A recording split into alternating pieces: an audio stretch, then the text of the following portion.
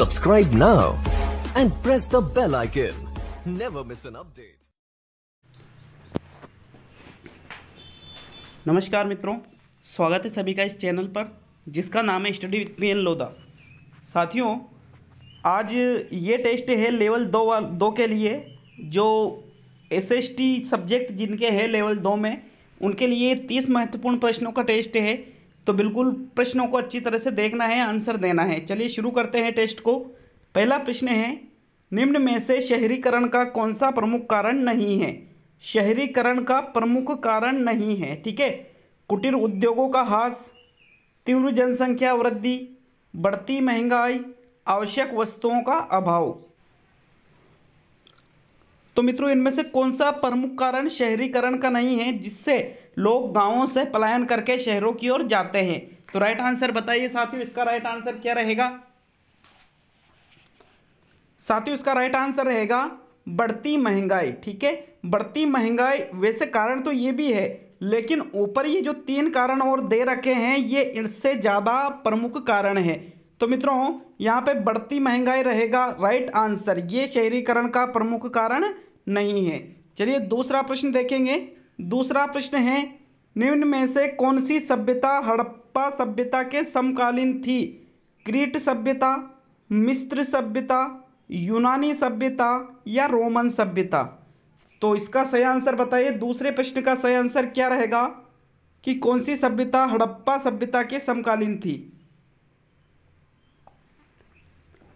साथियों, इसका right answer है मिस्र सभ्यता जो थी वो हड़प्पा सभ्यता के समकालीन मानी जाती है। दूसरा विकल्प यहाँ पे सही रहेगा सेकंड प्रश्न में। तीसरा प्रश्न देखते हैं मित्रों। तीसरा प्रश्न है, कर्मचारी वेतनभोगी है जबकि किसान राजा की भूमि जोतते हैं। चीनी यात्री का यह कथन किस शासक के संबंध में कहा गया? हर्षवर्धन के संबंध में, चंद्रगुप्त फर्स्ट के संबंध में, चंद्रगुप्त सेकंड के संबंध में या समुद्रगुप्त फर्स्ट के संबंध में? तो मित्रों, राइट आंसर बताइए कि ये जो कथन ऊपर कहा गया है चीनी यात्री द्वारा, ये कौन से शासक के संबंध में कहा गया है? मित्रों, इसका राइट आंसर है समुद्रगुप्त सेकंड के संबंध में ये कथन कहा गया है चीनी यात्री के द्वारा। कौन सा विकल्प सही है? तीसरा विकल्प इसका सही है। चलिए नेक्स्ट प्रश्न देखते हैं। चौथा प्रश्न, किस चोल शासक ने पल्लवों को हराकर कांची पर अधिकार कर लिया? परांतक फर्स्ट ने, आदित्य फर्स्ट ने, विजयालय ने और राजेंद्र चोल ने? तो मित्रों, राइट आंसर बताइए कि किस चोल शासक ने पल्लवों को हराकर कांची पर अधिकार किया था?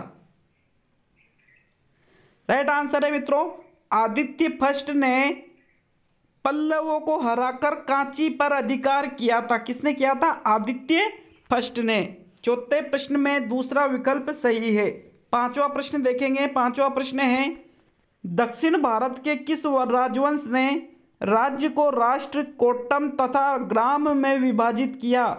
चोलों ने किया, पल्लवों ने किया, राष्ट्रकूटों ने किया या चालुक्यों ने किया? तो मित्रों, इसका राइट आंसर बताइए पांचवें प्रश्न का। जिसने राज्य को राष्ट्र, कोट्टम और ग्राम में विभाजित किया था? मित्रों, राइट आंसर है पल्लवों ने ये किया था। राज्य को राष्ट्र, कोट्टम और ग्राम में विभाजित किसने किया था? पल्लवों ने किया था। प्रश्न नंबर 6 देखेंगे। छठा प्रश्न है, किस राजवंश के समय कन्हेरी विश्वविद्यालय प्रसिद्ध हुआ था? राष्ट्रकूट के समय, चोलों के समय, चालुक्यों के समय या पल्लवों के समय? तो साथियों, प्रश्न नंबर 6 का राइट आंसर बताइए। मित्रों, राइट आंसर है राष्ट्रकूट के समय कन्हेरी विश्वविद्यालय प्रसिद्ध हुआ था। राइट आंसर कौन सा है? राष्ट्रकूट। प्रथम विकल्प इसका सही है छठे प्रश्न में। नेक्स्ट सातवां प्रश्न देखेंगे। सातवां प्रश्न आता है साथियों, राजपुरा का वर्षभ शीर्ष वाला अशोक स्तंभ किस राज्य में स्थित है? बिहार में स्थित है, बंगाल में स्थित है, असम में स्थित है या उत्तर प्रदेश में स्थित है? तो मित्रों, प्रश्न नंबर 7 का राइट आंसर बताइए। मित्रों, इसका राइट आंसर है राजपुरा का वर्षभ शीर्ष वाला अशोक स्तंभ बिहार में स्थित है। कहाँ स्थित है? बिहार में। याद रखना है बिल्कुल, प्रथम विकल्प इसका सही रहेगा। प्रश्न नंबर नेक्स्ट 8वां देखेंगे। 8वां प्रश्न है, निम्न में से सगुण भक्ति का प्रचारक संत कौन था? कबीरदास जी, नानक जी, निम्बार्क और दादू दयाल। तो मित्रों प्रश्न नंबर 8 का राइट आंसर बताइए कि कौन सगुण भक्ति का प्रचारक संत था। मित्रों राइट आंसर है निम्बार्क सगुण भक्ति का प्रचारक संत था। कौन था? निम्बार्क। सगुण भक्ति, एक तो निर्गुण भक्ति भी होती है, एक होती है सगुण भक्ति। तो मित्रों यहाँ पे तीसरा विकल्प सही है। प्रश्न नंबर 9 देखते हैं। 9वां प्रश्न है, महाराणा प्रताप की मृत्यु के समय आयु कितनी थी? 67 वर्ष, 54 वर्ष, 57 वर्ष या 49 वर्ष?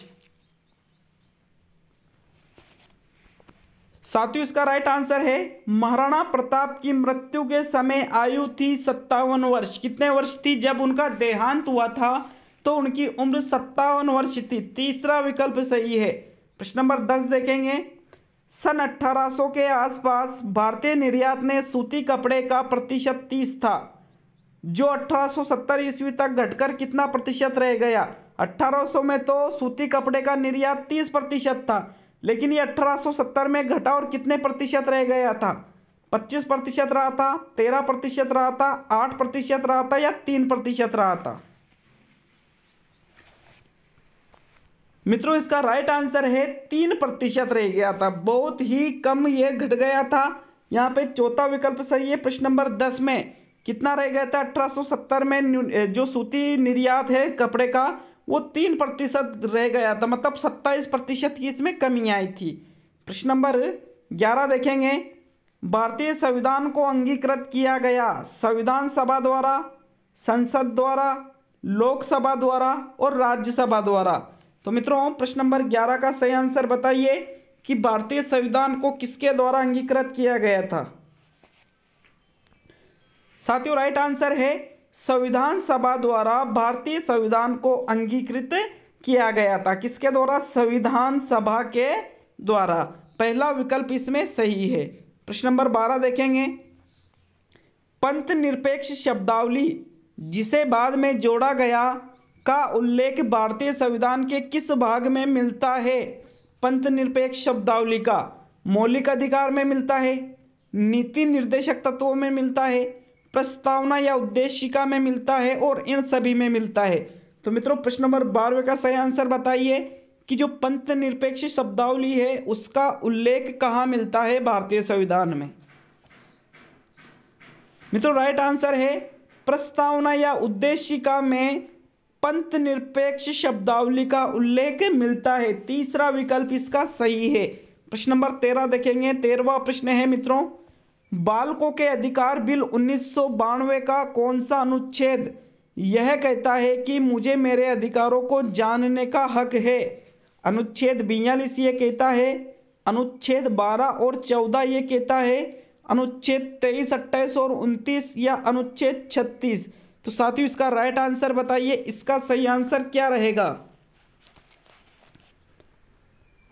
मित्रों इसका राइट आंसर है अनुच्छेद 42 यह कहता है कि मुझे मेरे अधिकारों को जानने का अधिकार या हक है।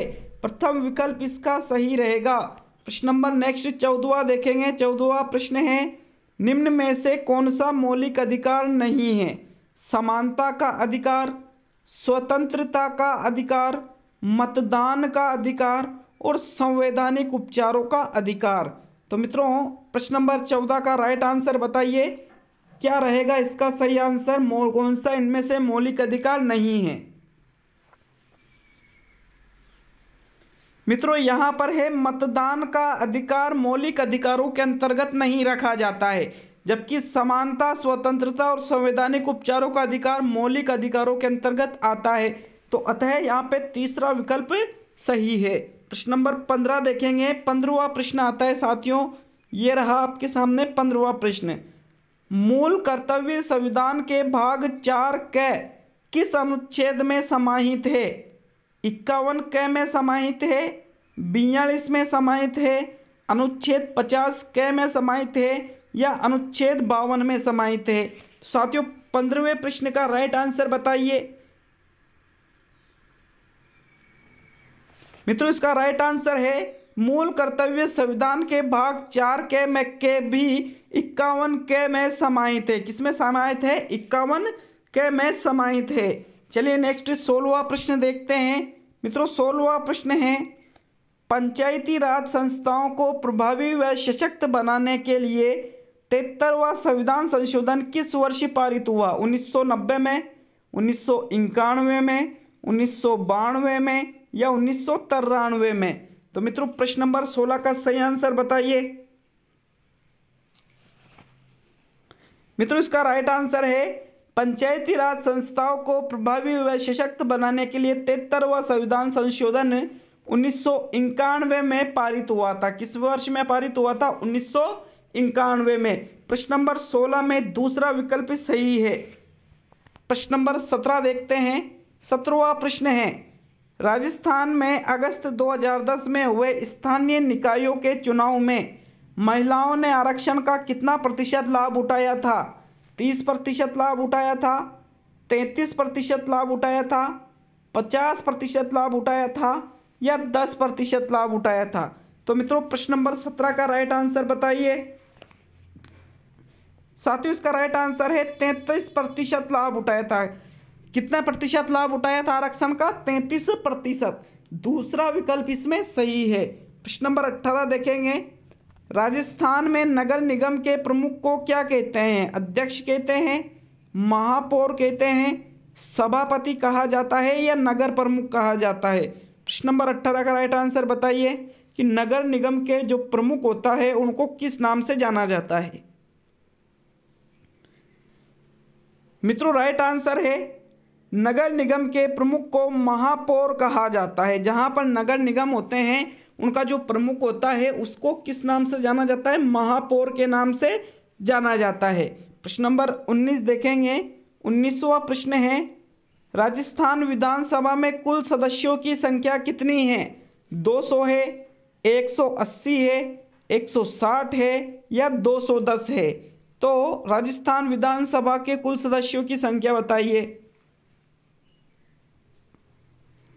मित्रों इसका राइट आंसर है 200। विधानसभा में कुल सदस्यों की संख्या कितनी है? 200। जबकि लोकसभा में कुल सदस्यों की संख्या कितनी है? 25 है। मित्रों यहाँ याद रखना है विधानसभा में फर्स्ट वाला यहाँ 200 ऑप्शन सही रहेगा। प्रश्न नंबर 20 है, किस महासागर में मेरियाना गर्त स्थित है? मेरियाना गर्त कौन से महासागर में स्थित है? हिंद महासागर में स्थित है, प्रशांत महासागर में स्थित है, अंध महासागर में स्थित है या उत्तरी ध्रुव महासागर में स्थित है मेरियाना गर्त? मित्रों इसका राइट आंसर है प्रशांत महासागर में मेरियाना गर्त स्थित है। कौन से महासागर में? प्रशांत महासागर में। इसका दूसरा विकल्प सही है। प्रश्न नंबर 21 देखेंगे। 21वां प्रश्न है, क्षेत्रफल की दृष्टि से विश्व का सबसे बड़ा व सबसे छोटा महाद्वीप कौन सा है? अफ्रीका और ऑस्ट्रेलिया, एशिया और अंटार्कटिका, एशिया और ऑस्ट्रेलिया और उत्तरी अमेरिका और अंटार्कटिका? तो क्षेत्रफल की दृष्टि से सबसे बड़ा और सबसे छोटा महाद्वीप बताना है आपको। मित्रों राइट आंसर है एशिया। और जो ऑस्ट्रेलिया महाद्वीप है ये तो सबसे बड़ा है एशिया, और ऑस्ट्रेलिया विश्व का सबसे छोटा महाद्वीप है। तीसरा विकल्प सही है। प्रश्न नंबर 22 आता है, निम्न में से कौन सा पृथ्वी का परिमंडल नहीं है? वायुमंडल, ओजोन मंडल, जैव मंडल या स्थल मंडल? कौन सा पृथ्वी का परिमंडल नहीं है? मित्रों सही आंसर है ओजोन मंडल पृथ्वी का परिमंडल नहीं है। ओजोन मंडल पृथ्वी के परिमंडल के अंतर्गत नहीं आता है। प्रश्न नंबर 23 देखेंगे। 23वां प्रश्न है, संगमरमर एक उदाहरण है कायांतरित चट्टान का, अवसादी चट्टान का, आग्नेय चट्टान का या प्लूटोनिक चट्टान का? तो मित्रों प्रश्न नंबर 23 का सही आंसर बताइए कि संगमरमर किसका उदाहरण है? मित्रों राइट आंसर है अवसादी चट्टानों का ही संगमरमर उदाहरण है। किसका है? अवसादी चट्टानों का। दूसरा विकल्प इसमें सही रहेगा। प्रश्न नंबर 24 देखते हैं। 24वां प्रश्न है, निम्न में से कौन सा धात्विक खनिज नहीं है? बॉक्साइट, तांबा, क्रोमाइट और अभ्रक? तो मित्रों राइट आंसर बताइए कि कौन सा धात्विक खनिज नहीं है। मित्रों अभ्रक धात्विक खनिज के अंतर्गत नहीं आता है, जबकि क्रोमाइट, बॉक्साइट और तांबा ये तीनों धात्विक खनिजों के अंतर्गत शामिल किए गए हैं। चौथा विकल्प इसमें सही है। प्रश्न नंबर 25 देखेंगे। 25वां प्रश्न है, वन्य जीवों के कम होने का एक प्रमुख कारण क्या है? वन्य जीव क्यों कम हो रहे हैं? प्राकृतिक आवासों के नष्ट होने के कारण, बांधों के निर्माण के कारण, बाढ़ के कारण या नगरीकरण के कारण? प्रश्न नंबर 25 बताइए मित्रों। साथियों इसका राइट आंसर है प्राकृतिक आवासों का नष्ट होना और नगरीकरण। ये दोनों ऑप्शन यहाँ पर सही माने गए हैं माध्यमिक शिक्षा बोर्ड के राजस्थान के द्वारा। प्राकृतिक आवास कम हो रहे हैं और नगरीकरण बढ़ रहे हैं, इससे वन्य जीव क्या कम हो रहे हैं। प्रश्न नंबर 26 देखेंगे। सामाजिक विज्ञान में कक्षा कक्ष प्रक्रिया विकसित करने में सहायक होता है ज्ञान, कुशलता, अभिव्यक्ति और इनमें से सभी। तो साथियों प्रश्न नंबर 26 का राइट आंसर बताइए। मित्रों इसका राइट आंसर है इनमें से सभी। कक्षा कक्ष प्रक्रिया विकसित करना मतलब कक्षा कक्ष में जो अंतः क्रिया होती है उनमें सभी चीजें आती है, ज्ञान, कुशलता, अभिव्यक्ति, इसलिए यहाँ पे चौथा विकल्प सही है। अगर यार चैनल पर नए तो सब्सक्राइब भी करना, बेल आइकन भी दबाना ताकि आपके पास नई वीडियो का तुरंत नोटिफिकेशन जा सके। प्रश्न नंबर 27 देखते हैं। 27वां प्रश्न है, सामाजिक विज्ञान अध्ययन की प्रमुख समस्या क्या है? छोटे कक्षा कक्ष होते हैं, अध्यापक छात्र व अनुपात में वृद्धि, अप्रशिक्षित अध्यापक और पुस्तकालय सुविधाओं में कमी। तो मित्रों प्रश्न नंबर 27 का राइट आंसर बताइए। मित्रों माध्यमिक शिक्षा बोर्ड के द्वारा इस प्रश्न पर बोनस दिया गया था। बोनस दिया गया था मतलब इसको सभी कोई सा भी ऑप्शन आप लगाओ, सारे ही ऑप्शन सही माने गए थे। प्रश्न नंबर 28 देखेंगे। 28वां प्रश्न है, सामाजिक विज्ञान में किस प्रकार की शिक्षण सामग्री सबसे उपयोगी होती है? मॉडल, संग्रहालय, दृश्य श्रव्य सामग्री और ड्राइंग उपकरण। तो मित्रों राइट आंसर बताइए कि सबसे उपयोगी इनमें से कौन सी है। मित्रों राइट आंसर है दृश्य श्रव्य सामग्री। देखो मॉडल, संग्रहालय, ड्राइंग उपकरण ये सभी चीजें दृश्य श्रव्य के अंतर्गत आ जाती है। तीसरा विकल्प सही है इसमें। प्रश्न नंबर 29वां देखते हैं। निम्न में से कौन सा एक परियोजना का प्रकार थॉमस एस रिस्क ने माध्यमिक विद्यालयों के लिए प्रतिपादित किया था? सामाजिक परियोजनाएं, आर्थिक परियोजनाएं, उत्पादक परियोजनाएं और पर्यावरणीय परियोजनाएं। तो मित्रों राइट आंसर बताइए 29वें प्रश्न का, जो थॉमस एस रिस्क द्वारा माध्यमिक विद्यालयों के लिए बनाई गई थी। मित्रों प्रश्न नंबर 29 का राइट आंसर है उत्पादक परियोजनाएं थॉमस एस रिस्क द्वारा माध्यमिक विद्यालयों के लिए बनाई गई थी। प्रश्न नंबर 30 और अंतिम प्रश्न देखेंगे आज का। निम्न में से सामाजिक विज्ञान की नवीन संकल्पना कौन सी है? तथ्यात्मक सूचनाओं को एकत्रित करना, सामाजिक प्रथाओं का अध्ययन करना, मानवीय संबंधों का अध्ययन एवं समाज को श्रेष्ठ बनाना और अंतर्राष्ट्रीय संबंधों का अध्ययन। तो मित्रों